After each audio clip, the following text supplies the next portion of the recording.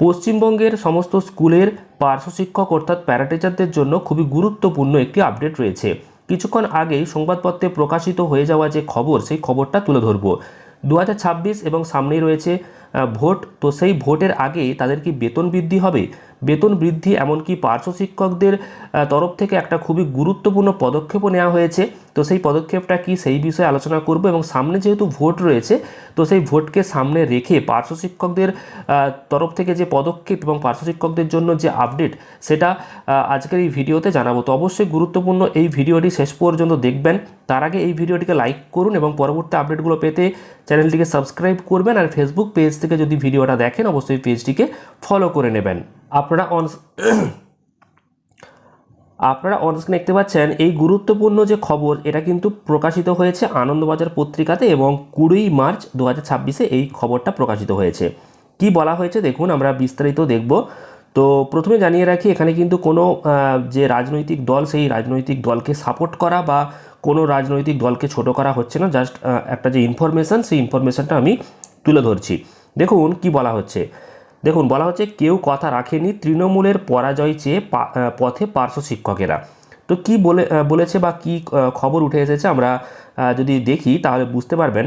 দেখুন বলা হয়েছে যে অভিযোগ, খোদ মুখ্যমন্ত্রীর তরফে দেওয়া কোনো প্রতিশ্রুতি রক্ষা হয়নি। 8 বছর পরে ভাতা বেড়েছে মাত্র 1000 টাকা। এবারের বিধানসভা নির্বাচনের আগে তাই পার্শ্ব শিক্ষকদের একাংশ রাস্তায় নেমে জনসাধারণকে মনে করাবেন তাদের বঞ্চনার কথা। পার্শ্ব শিক্ষক ঐক্যমঞ্চের সভাপতি ভগীরথ ঘোষ বলেছেন, আমাদের বঞ্চনার কথা সাধারণ মানুষকে মনে করাবো। আমাদের আবেদন, যে এলাকায় যে বিরোধী দল শক্তিশালী তাদের ভোট দিন। আমরা কলকাতার ভবানীপুর সহ বেশ কিছু এলাকায় স্ট্রিট কর্নার করছি। পার্শ্ব শিক্ষকেরা জানাচ্ছেন যে 2009 সালে মুখ্যমন্ত্রী ছিলেন বিরোধী দলনেত্রী। তখন তাদের সভায় এসে তিনি প্রতিশ্রুতি দিয়েছিলেন, সরকার এলে তার প্রধান কাজ হবে পার্শ্ব শিক্ষকদের স্থায়ীকরণ। মুখ্যমন্ত্রী সেই বক্তব্যের ভিডিওর রেকর্ডিং, খবরের কাটিং আছে তাদের কাছে।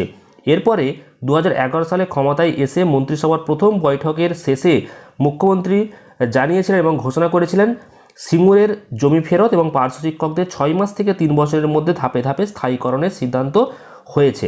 মুখ্যমন্ত্রীর সেই বক্তব্যের প্রমাণও নাকি তাদের কাছে রয়েছে।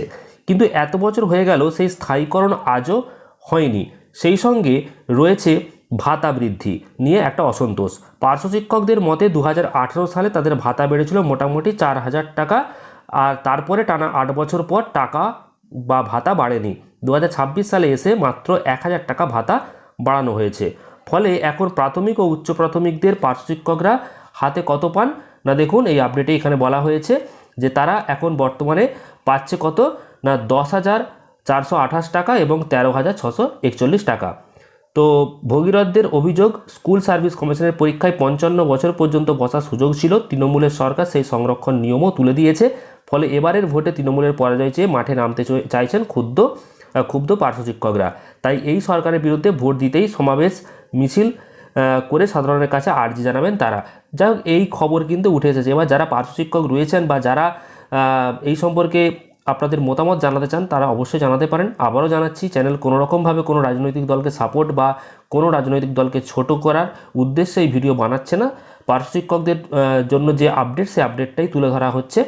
এছাড়াও এখানে যেটা বলা হয়েছে সেই বিষয়ে আপনারা দেখতে পাচ্ছেন, আরও বিস্তারিত বলা হয়েছে। যাই হোক, পার্শ্ব শিক্ষকদের যে একটা ক্ষোভ অনেক দিনের, সেইটাই কিন্তু উঠে এসেছে এবং সেই বিষয়ে এখানেতে বলা হয়েছে।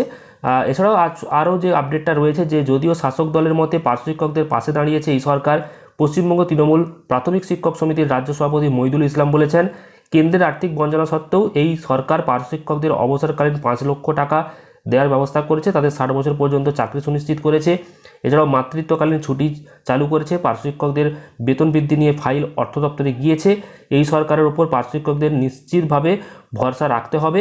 আমরা রাজনৈতিক মিছিলে এই সরকারের পার্শ্ব শিক্ষকদের পাশে দাঁড়ানোর কথা তুলে ধরবো। অর্থাৎ ওনারা ওনাদের মতো বলেছেন। তবে পার্শ্ব শিক্ষকদের একদল কিন্তু এইরকম একটা বক্তব্য তারা পেশ করেছে এবং তাদের যে বেতন বাড়ছে না, স্থায়ীকরণ হচ্ছে না, সেই বিষয়ে একটা ক্ষুব্ধ বিষয় এখানে উঠে এসেছে। যাই হোক, আপনাদেরকে এটা জানালাম। আপনাদের কি মতামত অবশ্যই কমেন্টে জানাবেন। আর ভিডিওটি ভালো লাগলে প্রচুর পরিমাণ লাইক এবং শেয়ার করবেন। ধন্যবাদ।